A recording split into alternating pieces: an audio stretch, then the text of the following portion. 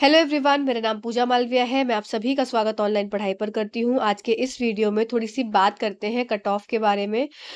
मेरा ये वीडियो बहुत लेट इसलिए आ रहा है कि मैं कई लोगों को देख रही हूँ कि एग्ज़ाम हुआ भी नहीं है, उससे पहले ही वो बोल रहे हैं कि कट ऑफ कितनी आएगी।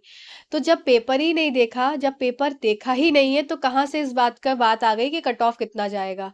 तो ये तो तब होता है ना कट ऑफ की जब पेपर हो जाता है, बच्चों से बातें हो जाती हैं कि उनका कितना अनुमान है कि उनका ठीक हो रहा है और फिर जो वो बताते हैं उसमें से आप 4 से 5 नंबर तो कम ही मान कर चलिए क्योंकि फिर आयोग का जो भी रिज़ल्ट आता है, आंसर की आती है, उसके हिसाब से उनके आंसर्स अलग होते हैं। तो ये कैसे मतलब इस समय देख रही हूँ कि हर जगह बस एक ही चर्चा चल रही है कट ऑफ कितना, कट ऑफ कितना, कट ऑफ कितना। पर आप सभी कैंडिडेट्स जितने भी मुझसे रिलेटेड हैं, जुड़े हुए हैं, आप सबसे एक रिक्वेस्ट ज़रूर करूँगी कि बिल्कुल भी इस मोमेंट पर परेशान मत होइए क्योंकि क्या होता है ना जब रिजल्ट आता है फाइनल आंसर की आती है उसमें और जो भी किसी भी सोर्स के माध्यम से जहाँ से भी आपने आंसर्स को चेक किया है वहां से उसमें बहुत डिफरेंस आता है क्योंकि जो एक टीचर सोच रहा है मतलब जिसने पेपर सेट किया है उसने क्या आंसर दिया किस हिसाब से उसके दिमाग में वो उस क्वेश्चन को लेकर कोई जो आंसर्स का आंसर फ्रेम हुआ है उसके हिसाब से उसका आंसर है तो आप इस लोग इतना ज्यादा इस कट ऑफ के चक्कर में मत पड़िए कि कितना कट ऑफ जा रहा है। बस आप लोग ये सोचिए कि आपने अपना पेपर दे दिया, अब आगे भगवान की मर्जी है, होगा तो हम लोग उसको अच्छे से ले लेंगे, नहीं होगा तो अगली एग्जाम की तैयारी करेंगे। पर दिमाग में एक ह्यूमन बीइंग है, टेंशन हो ही जाती है। तो इसी चीज़ को लेकर मैं थोड़ा-सा आपके आगे एक बात को रखना चाहूँगी सभी कैंडिडेट्स की, कि मैं ये सुन रही हूँ लोगों से कि पेपर बहुत आसान आया था। मैं मानती हूँ कि पेपर आप लोग को देखने में क्वेश्चन ईज़ी लग रहे होंगे, पर एज़ अ स्टूडेंट अगर उस पेपर को लेकर बैठा जाए, तो वो पेपर कहीं से ईज़ी देखने को नहीं मिला। मतलब मैं साइंस पढ़ाती हूँ, मैं साइंस के सेक्शन को भी खोल कर देखती हूँ, तो क्वेश्चंस तो मुझे लगा कि हाँ, एनसीईआरटी से पूछा गया है। पर जब मैंने उसके ऑप्शंस को देखा अच्छे खासे, तो वहाँ पर ये पाया कि ऑप्शंस जो थे, वो बहुत ज़्यादा नज़दीक थे। जब ऑप्शंस नज़दीक होते हैं, तो हमारा दिमाग में कन्फ्यूज़न बहुत ज़्यादा बढ़ जाता है। और यहाँ पर एक और जो इन लोग का बीपीएससी वालों का ख़ास है, more than one of the above. वो more than one of the above ने तो सबकी जैसे पहले भी हालत खराब करी थी और अभी भी क्योंकि एग्जाम में तो वैसे ही प्रेशर में रहते हैं और मोर than one of the above देख के प्लस ऑप्शंस इतने ज्यादा क्लोज देख के तो क्वेश्चंस अगर देखने में आसान भी लग रहे हैं पर जब ऑप्शंस इतने ज्यादा टफ दिखते हैं तो दिमाग नहीं समझ में आता उस समय। कई मेरे सारे साथी जो है उन्होंने मैंने देखा कि उन्होंने पेपर के क्वेश्चन को ठीक किया है पर लास्ट में उन्होंने क्या किया उस सही वाले आंसर को कट करके दूसरा लगा दिया।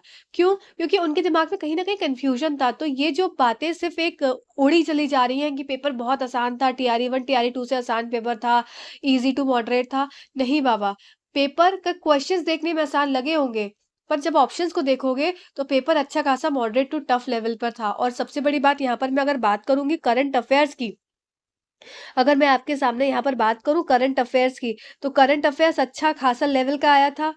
ठीक है? फिर अगर मैं बात करूँ जीएस के पोर्शन की, तो ये भी इसका लेवल काफ़ी अप था। ठीक है? मैं साइंस के सेक्शन की अगर मैं बात करती हूँ, तो साइंस के सेक्शन में यहाँ पर पता है क्या खेल खेला था इन्होंने? इन्होंने खेल खेला था ऑप्शंस के साथ। ठीक है? इन्होंने खेल खेला था ऑप्शंस के साथ। दूसरी बात, यहाँ पर अगर मैथ्स के सेक्शन की मैं बात करती हूँ, तो यहाँ पर इन्होंने खेल खेला था कि ऐसे क्वेश्चंस दिए थे जो कि थे टाइम कंज्यूमिंग। अब अगर मैथ्स में कोई एक बंदा मैथ्स को लेकर बैठा है, उसका टाइम लग गया, तो वो बाकी पेपर को कैसे कितनी स्पीड में सॉल्व करेगा? जब वो स्पीड में सॉल्व करेगा तो उसकी गलतियाँ होंगी ही होंगी। तो यहाँ पर पता नहीं कैसे लोग ये बोल दे रहे हैं कि जो कट ऑफ है वो 85 से ऊपर जाएगी या 80 से 85 जाएगी, कैसे जाएगी? जब बच्चा पेपर कर रहा है, जो बच्चा पेपर एग्ज़ाम में बैठकर दे रहा है, उसका एक माइंड का सेट और जो एक घर बैठ के पेपर सॉल्व कर रहा है, उसके माइंड के सेट में ज़मीन आसमान का अंतर होता है। क्योंकि जब बच्चा एक एग्ज़ामिनेशन हॉल में बैठा होता है, तो उसके दिमाग में ये बात चल रही होती है कि मुझे इस पेपर में सिलेक्शन लेना है और मुझे इस पेपर में सिलेक्शन लेने वाली बात ने ही उसको क्या कर देता है, उसको डाउन कर देता है। तो ये जो एक बातें निकल कर आ रही हैं कि 80 से 85 जाएगी, तो यहाँ पर इतनी हाई कट ऑफ नहीं जाएगी। सबसे बड़ी बात है कि कट ऑफ की एक जो सीमा हो जाती है, वो इस पे भी बहुत ज़्यादा निर्भर करती है। Just a second. वो इस पे भी बहुत ज़्यादा निर्भर करती है कि नंबर ऑफ सीट्स कितनी है। तो नंबर ऑफ सीट्स देखा जाए तो अगर मैं कंपेयर करूँ, यहाँ पर अगर मैं कंपैरिज़न करती हूँ आपके सामने, तो टीआरई 1 को देखेंगे और फिर टीआरई 2 को देखेंगे। ठीक है? टीआरई 1 में यहाँ पर मैं बात कर रही हूँ वर्ग 1 से 5 तक की अभी। तो टीआरई 1 में जो थी वो 80,000 प्लस सीट्स थी। सीट्स बहुत ज़्यादा थी, तो लगभग 3 लाख लोगों ने फॉर्म भी भरा था उस समय।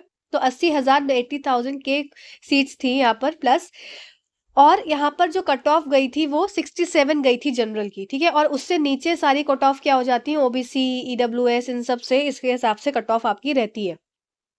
ठीक है? अब देखो, अगर मैं टीआरई 2 की बात करूँ, तो टीआरई 2 में क्या था, आपका पोस्ट तो थी 91,000 किसकी, 1-5 की। पर इसमें क्या था कि कुछ सीटों पे तो उन्होंने चयन किया था, बाकी सीट्स क्या थी, बाकी सीट्स लगभग 5,000 से 6,000 के बीच में इन्होंने टीआरई 3 में ऐड कर दिया था। तो इसके हिसाब से उनकी जो उस समय की कट ऑफ थी, क्योंकि उनके पास सीट्स क्या थी, उनके पास सीट्स थी लगभग समझ लो यहाँ पर आपका इसमें से 5,000 कम कर दो तो लगभग 4,000 पोस्ट पर आपका जब चयन हुआ था, तो यहाँ पर आपकी 80 प्लस कट ऑफ गई थी, ठीक है? समझते हैं।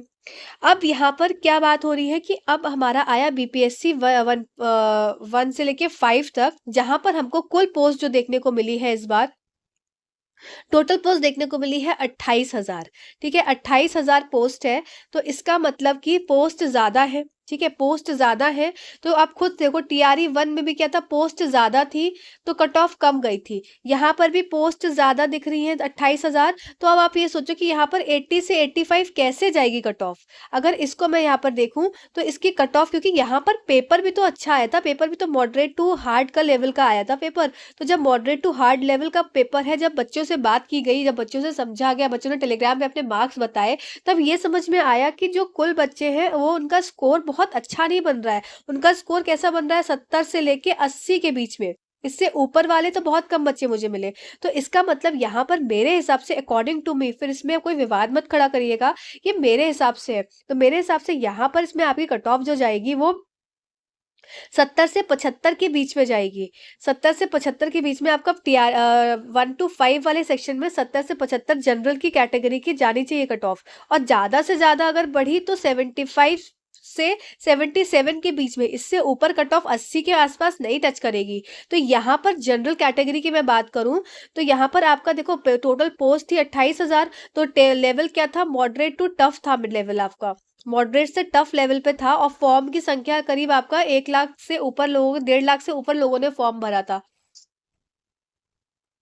और दूसरी बात करी जाए कि एक सीट पर कितने लोग की लड़ाई है, तो एक सीट पे लगभग 6 लोग लड़ रहे हैं, मतलब एक सीट है और 6 बंदे हैं, ठीक है? तो मॉडरेट टू टफ वाला लेवल था। तो यहाँ पर आपकी जनरल की कैटेगरी की कट ऑफ मेरे हिसाब से अकॉर्डिंग टू मी, मैं बोल रही हूँ यहाँ पर आपका 75 से 77 लेकर चलिए आप जनरल।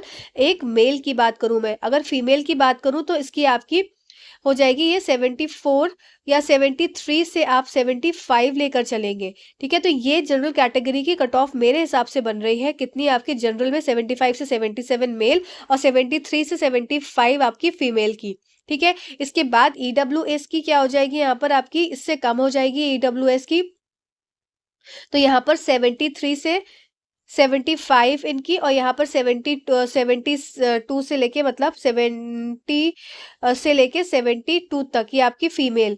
तो इसी तरह से आपकी कैटेगरी वाइज नीचे कट ऑफ जाती चली जाएगी। तो यहाँ पर बहुत टेंशन मत लीजिए, अभी इंतजार करिए फाइनल आंसर की का, क्योंकि फाइनल आंसर की भी बहुत ज़्यादा मैटर प्ले करती है आपके कट ऑफ को बनाने के लिए। और कट ऑफ बहुत हाई नहीं जाने वाली है, क्योंकि आप ये देखो सीट्स भी ज़्यादा है ना पिछले वाले टीआरई से, और सीट्स के साथ साथ आपका जो पेपर था वो भी अच्छा खासा टफ आया था, तो इतनी ज़्यादा अप कट ऑफ नहीं आएगी। तो ये आप बिल्कुल टेंशन छोड़ दीजिए, और अपना शांति मन से, जो भी टाइम है रिलैक्स मन से अपना इधर उधर घूमिए फिरिए। और बहुत ही बेकार पेपर हुआ है, तो टीआरई 4 की तैयारी अभी से स्टार्ट कर दीजिए, क्योंकि आपको ने देखा कि पेपर के लिए हर चीज़ पढ़नी ज़रूरी है, ठीक है? तो चलो, अब ये सेशन इतना ही था, आपको कट ऑफ के लिए बताने के लिए था, 1 to 5 का, और 6 to 8 का भी इस तरह से मैं आपके सामने लेकर आती हूँ, और 9 to 10 का भी बात करेंगे। तब तक के लिए धन्यवाद। चैनल से अगर जुड़ना चाहते हैं तो ऑनलाइन पढ़ाई चैनल को सब्सक्राइब कर लीजिए। यहाँ पर आपका सेशंस बहुत अच्छी तरीके से टीआरई 4 की प्रिपरेशन कराई जाएगी। तब तक के लिए धन्यवाद। Thank you so much watching this video. Thank you.